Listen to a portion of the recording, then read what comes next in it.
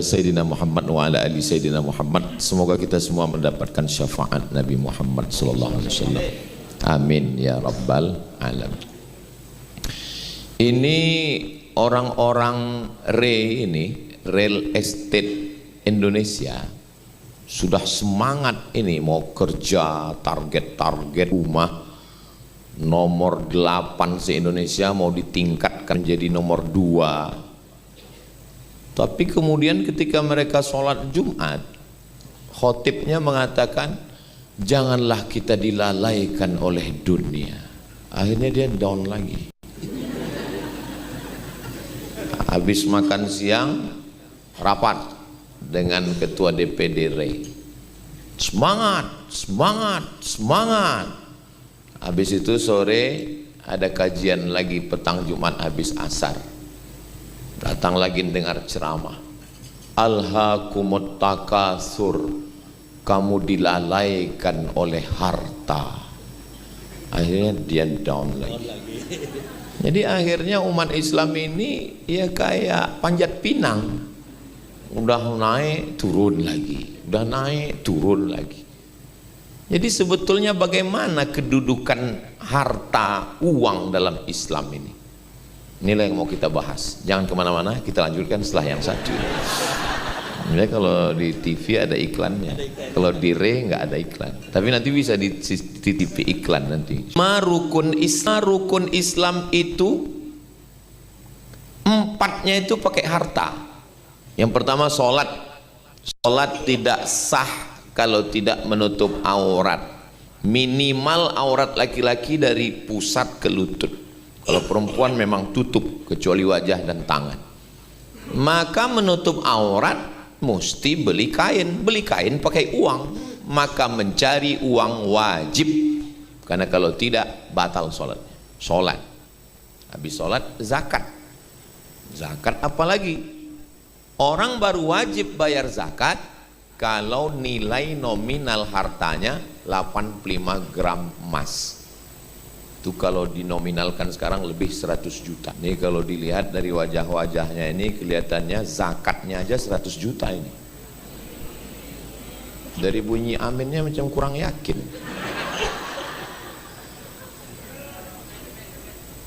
Jika uangnya 85 gram, zakatnya 2,5%. Ada orang Re yang zakatnya 100 juta. Berapakah tabungannya? 4. Memang kalau udah banyak yang pura-pura bodoh memang. 4 miliar tabungan. Itu baru dari satu rekening. Belum lagi yang lain.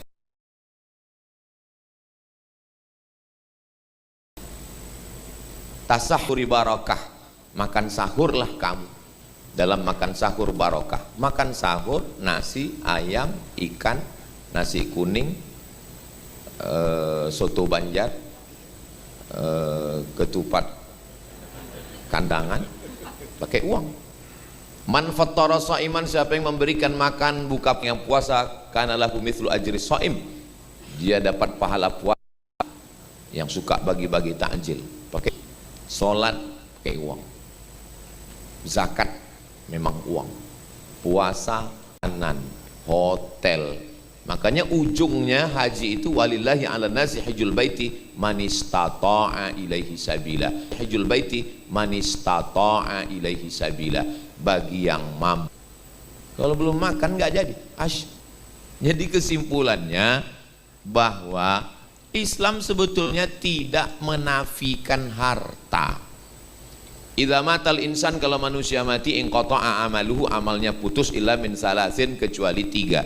3 amal yang mengalir sesudah mati itu semuanya pakai uang. Yang pertama, shadaqatin jariyah, sedekah pakai uang. Yang kedua, ilmun yuntafa'u bih, ilmu yang bermanfaat.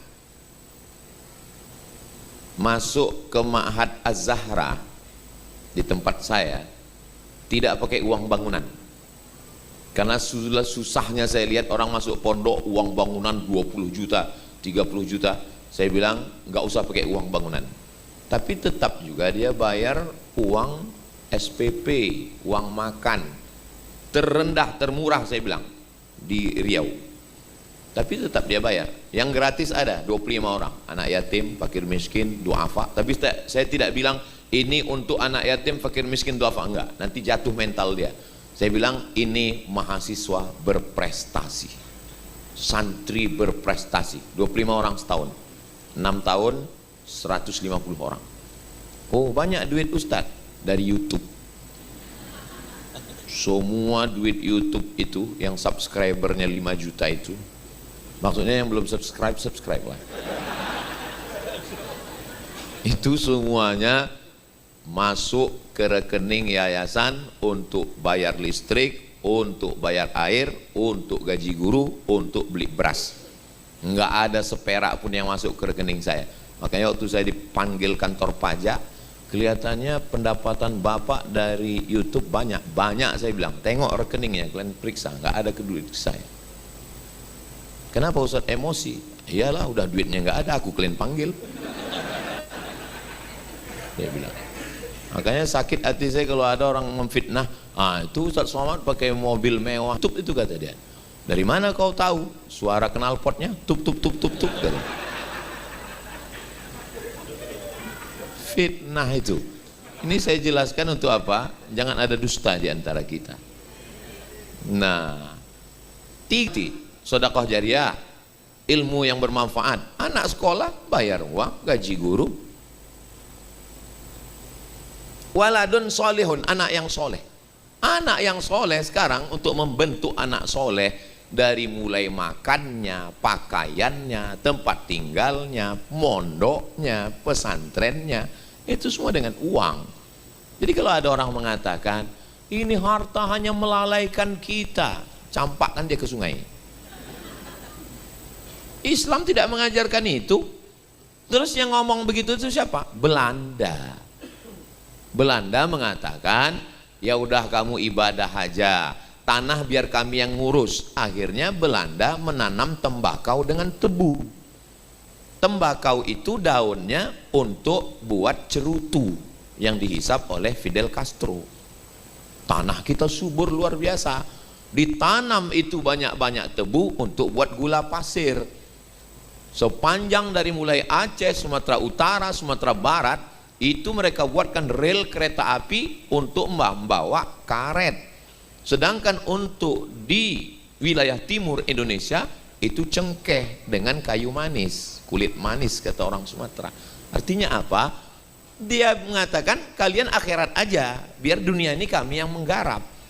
Padahal doa kita setiap selesai sholat, Rabbana atina fid dunya hasanah, baru wa fil akhirati hasanah. Di antara Sofa Marwah minta dunia, di antara rukun Yamani sampai ke Hajar Aswad doanya Rabbana atina fid dunya hasanah wa fil akhirati hasanah.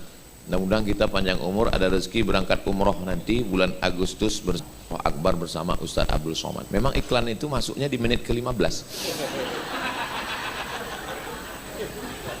Sibuk mencari dunia, bilang sama dia, kau Ustadz Belanda, bilang. Siapa namanya? Namanya Abdul Ghafur. Abdul Ghafur inilah yang masuk ke Indonesia, kemana-mana ceramah mengatakan tinggalkan dunia, jangan urus pertanian, jangan urus peternakan, jangan tanam padi, biar kami yang ngurus, kalian akhirat aja. Namanya Abdul Ghafur. Untung nggak Abdul Somad. Abdul Ghafur. Akhirnya setelah Indonesia mau merdeka, Abdul Ghafur lari ke Jawa Barat. Setelah itu dia pun pulang ke kampungnya di Amsterdam. Tertulis di batu nisannya nama aslinya Snoghor Gronje. 6 bulan dia di Makkah, pura-pura masuk Islam atau enggak, pura-pura 6 bulan. Dan selama di Makkah dia mendekati ulama-ulama Nusantara, yang di antaranya Imam Syekh Nawawi Al-Albani. Itu lembut, sopan, santun, ngantuk. Akhirnya dia datang ke Indonesia, harta meninggalkan dunia, karena dengan harta justru kita bisa beramal soleh, bukan soman, amal soleh. Nabi Muhammad SAW menikah umur 25 tahun, menikahi seorang perempuan bernama Khadijah. Maharnya ishruna bakarah, 20 ekor onta. Satu ekor onta 50 juta, sebetulnya lebih, tapi karena kita udah lama kenal 50 aja lah. 50 juta kali 20 ekor berarti 1 miliar. Ditambah dengan beberapa auqiyah emas, di total mahar Nabi nikah 2 miliar. Ini jarang saya sampaikan di tablik akbar di Tanah Lapang. Kenapa? Saya khawatir harga mahar naik. Tapi di re saya ringan aja menyampaikannya. Kenapa? Karena kalau saya lihat dari senyumnya, dari tatapan wajahnya, ini orang-orang yang nggak punya utang dan duit banyak. Nampak itu dari senyumnya. Orang kalau lagi nggak punya duit, payah hidup, banyak masalah, nggak bisa senyumnya lepas begini, tertahan. Ini bisa lepas ini. Memang ada beberapa yang senyumnya nggak lepas, saya tengok. Mudah-mudahan yang ada utang segera lunas insya Allah. Oh, banyak juga yang berutang orang re ini rupanya.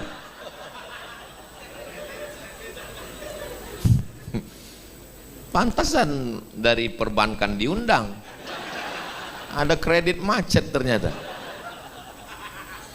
Jadi kita lupakan itu dulu, kita lupakan.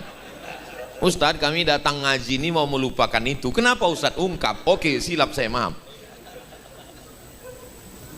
Nabi menikahi Sayyidatuna Khadijah Ummul Mukminin, maharnya 20 ekor onta, beberapa auqiyah, dihitung sekarang 2 miliar.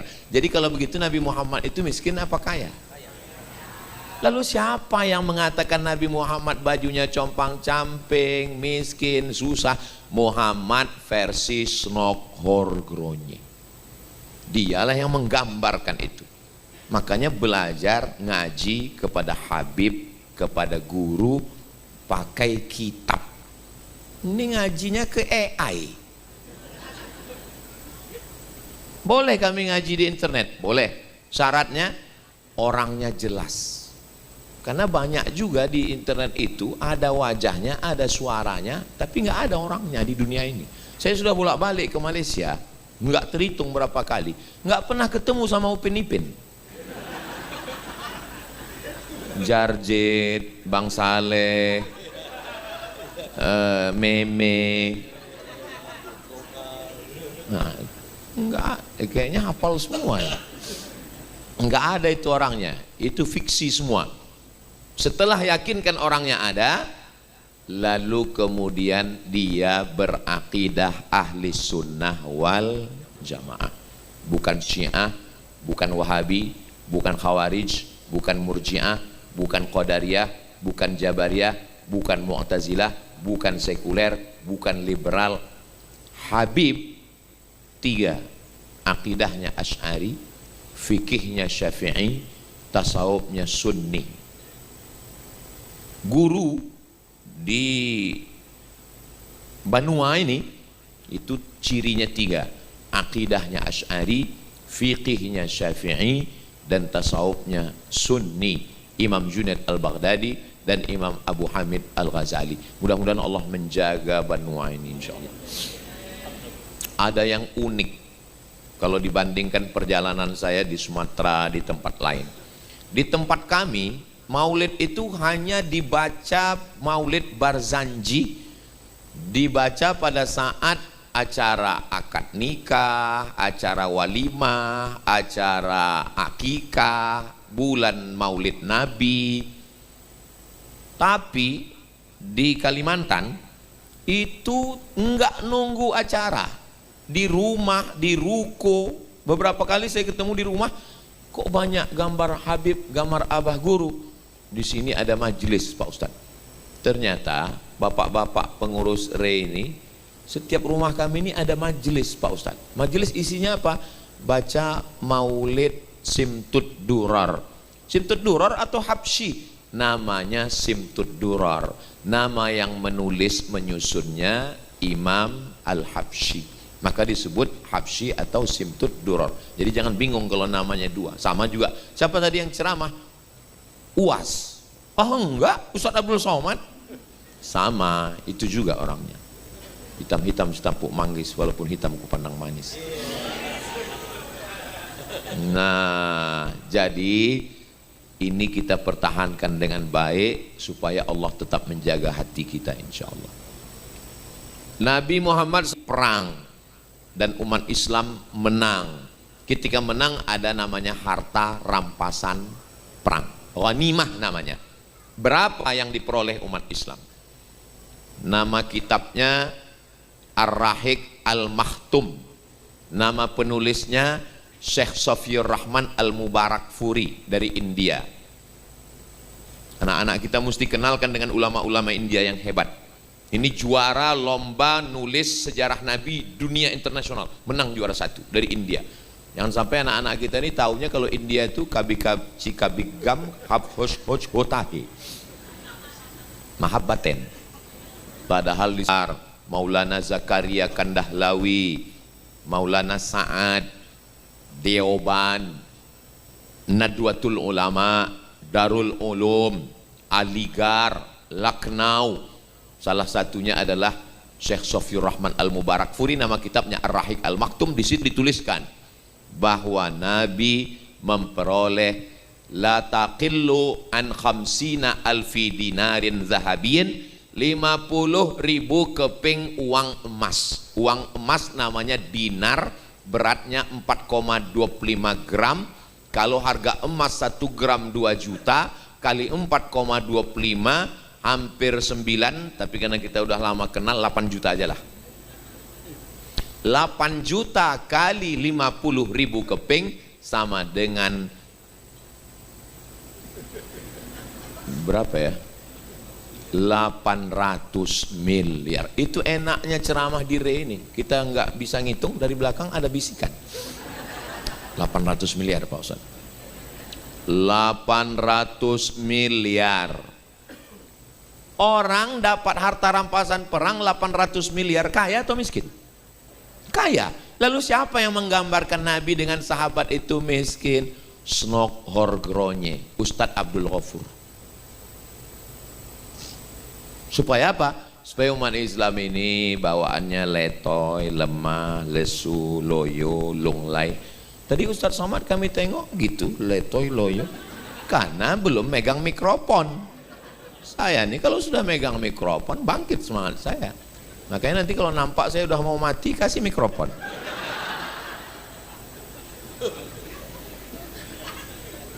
Terus dari 800 miliar itu jatah Nabi berapa? Ditetapkan dalam Quran. Wa'lamu annama ghanimtum min syai'in fa inna lillahi khumusahu.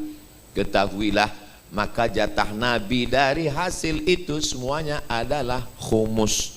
Khumus artinya 1/5. 1/5 itu berapa? 20%. 800 miliar di 20%. Berapakah jatah Nabi? Ini boleh nanti untuk tes ujian sertifikasi RE supaya berkualitas. Bapak-bapak dari PLN juga nanti kalau ada tes pegawai PLN masukkan soal ini. Soalnya saya dulu waktu tes CPNS, pertanyaannya, Tono, Tini, dan Tony bekerja di warnet. Tono bekerja di waktu pagi, Tini bekerja di waktu malam. Tono dan Tony tidak bisa bekerja sama karena pernah pacaran. Jam-jam berapa saja mereka bisa bekerja sama? Kita belajar di Mesir 4 tahun, di Maroko satu kepingnya 4,25 gram dengan asumsi harga emas 1.900.000. Berapakah perolehannya dan berapakah jatah Nabi? Sehingga matematiknya dapat, sejarahnya dapat, sirahnya dapat, dan tentu saja nilai bahwa Islam itu menghargai materi dapat. Terus yang nggak boleh itu apa? Yang nggak boleh itu sibuk ngurus uang harta sampai nggak sholat. Itu baru nggak betul. Ini orang Re Sholat. Ustaz kok tahu? Saya husnuzon aja. Nggak tahu juga. Kalau ditengok dari bajunya kelihatannya sholat. Ya. Apalah gunanya kita suuzon? Suuzon itu andai benar kita tetap dosa, andai salah 2 kali dosa. Bagus husnuzon. Maka saya husnuzon ini orangnya sholat semua. Alhamdulillah Ustaz, sejak dengar ceramah Ustaz, suami saya udah sholat Pak Ustaz. Sholat apa? Idul Adha Pak Ustaz. Itu pun cuma mau ngambil kupon Pak Ustaz. Jadi Islam ini, Nabi Muhammad SAW punya ayah namanya Abdullah. Jamaah, kalau saya bunyi ngomong ceramah itu seperti bertanya, jangan stres, jangan galau. Karena saya kalau ceramah itu nanya, itu saya jawab sendiri. Nabi Muhammad punya ayah namanya Abdullah. Enggak usah dijawab, saya jawab sendiri. Abdullah. Abdullah meninggal ketika Nabi dalam kandungan usia 2 bulan. Disebutkan dalam Ar-Barzanji. Meninggalnya itu dalam perjalanan apa? Perjalanan dagang. Ada satu surat khusus cerita tentang perjalanan dagang. Li'ilafi Quraisy ilafihim rihlatash syita was-shaib. Makkah di tengah, syita musim panas ke negeri Syam, musim dingin ke Yaman. Musim panas ke Syam, musim dingin ke Yaman. Itulah perjalanan bisnis mereka. Berapa negara itu sekarang? Saya jawab sendiri. Yaman, Makkah, Madinah, Saudi Arabia. Syam itu sekarang 4 negara. Suriah, Lebanon, Yordania, Palestina. Mudah-mudahan Allah menolong memerdekakan Palestina. Jadi Abu Jahal, Abu Lahab itu adalah ekspor impor 6 negara. Lalu siapa yang mengatakan mereka jahiliyah? Mereka bukan jahil. Mana ada orang ekspor impor 6 negara dibilang jahil? Mereka adalah orang-orang yang hebat, orang-orang cerdas. Jadi jangan bayangkan Nabi Muhammad itu pedagang langsat antar kecamatan. Coba, ini pikniknya kurang jauh ini. Makanya ngajinya mesti direi. Saya kalau di tempat lain saya nggak secerdas ini. Iya, apalagi kalau dibawa ceramah di masjid. Di masjid itu orang ngaji itu yang hadir itu 7 tahun ke bawah, 71 ke atas. Yang satu ributnya setengah mati, yang satu diam nggak bunyi-bunyi. Kita pun bawaannya cerita mau mati aja. Baru mau masuk pekarangan masjid langsung nampak keranda jenazah. Masuk ke dalam, judul pengajian malam ini, malam pertama di alam barzah. Jadi jangan salahkan juga kalau kenapa orang ini nggak mau ke masjid. Ya itu, ceramah isinya mati. Kalau Allah menciptakan kita untuk mati, ngapain kita hidup? Allah membuat kita hidup ini kan untuk membangun dunia ini, untuk membuat banyak perumahan-perumahan. Iya. Saya nggak mau setelah, jangan tepuk tangan dulu, masih panjang ini. Saya nggak mau setelah ceramah ini besok begitu Bapak Ketua DPD RI Kalimantan Selatan nanya, gimana sahabat-sahabat proyeksi kita, visi misi kita 2024, 2026, 2027 gimana? Nggak usah, kita mau mati semua Pak. Loh, ini gara-gara siapa nih? Gara-gara ceramah Ustaz Somad kemarin. Memang betul Ustaz Somad itu memang aliran sesat memang. Bukan begitu Islam ini memandang dunia. Waktu mencangkol, oh belum selesai keturunan Nabi tadi ya. Nabi ayahnya Abdullah, ayahnya lagi Abdul Muttalib. Abdul Muttalib punya ayah namanya Hashim. Hashim punya ayah namanya Abdi Manaf. Abdi Manaf punya ayah namanya Qusay. Muhammad SAW, Abdullah, Abdul Muttalib, Hashim, Abdi Manaf, Qusay. Kira-kira bisa diingat? Ini akan keluar dalam tes sertifikasi REI. Masukkan soalnya Pak. Di Makkah itu ada rumah paling besar namanya Darun Nadwah. Dar rumah, Nadwah tempat ngumpul. Semua kepala-kepala suku, utusan-utusan parlemen ngumpulnya di rumah itu. Rumah itu dibangun oleh satu orang. Namanya siapa? Qusay. Qusay inilah yang bangun. Jadi Nabi itu memang keturunan nismen kaya raya. Nabi ketemu dengan Khadijah itu bukan waktu tablik akbar. Gimana pertemuan Nabi dengan Khadijah? Khadijah perempuan kaya, wanita karir, tapi dia nggak pergi, dia di Makkah aja. Barang dagangannya itu siapa yang mau silakan bawa, nanti bagi hasil. Itulah asal muasal mudharabah bagi hasil. Tapi Khadijah heran, kenapa ketika barang ini dibawa sama yang ini kurang laku, tapi kalau ini kok laku terus? Akhirnya dia nanya, siapa yang bawa barang ini kok laku terus? Ada anak muda ganteng namanya Muhammad SAW. Akhirnya Nabi datang, dilihatnya. Kalau dibuatkan video pendeknya,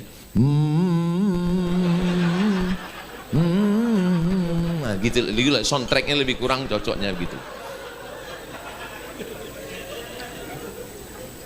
Jadi jangan, kenapa barang-barangnya itu laku, orang belum beli aja udah terpukau, karena Nabi Muhammad itu nurun ala nur, cahaya di atas cahaya. Itu kenapa saya kalau di ceramah itu kalau malam dipasang 5 lampu ke wajah saya. Supaya apa? Supaya di kamera itu nampak terang. Kadang kita, cobalah perhatikan di mana-mana, waktu mau menyambut mempelai laki-laki, Tala'al badru alaina, itu lagu untuk Nabi. Tala'al badru artinya sudah terbit bulan purnama, karena Nabi itu wajahnya terang seperti bulan purnama. Dinyanyikan itu untuk mempelai laki-laki, pas keluar hitam. Enggak apa-apa, tapi semua saya mau ngasih tahu bahwa lagu itu sebenarnya adalah untuk Nabi. Orang sekarang ada juga tiba-tiba putih, muka putih, leher hitam. Ustadz ini menyinggung perasaan aja ini. Kunci dengar ceramah Ustadz Somad, kuncinya satu, jangan tersinggung. Ada beberapa jamaah tersinggung, pulang, ninggal.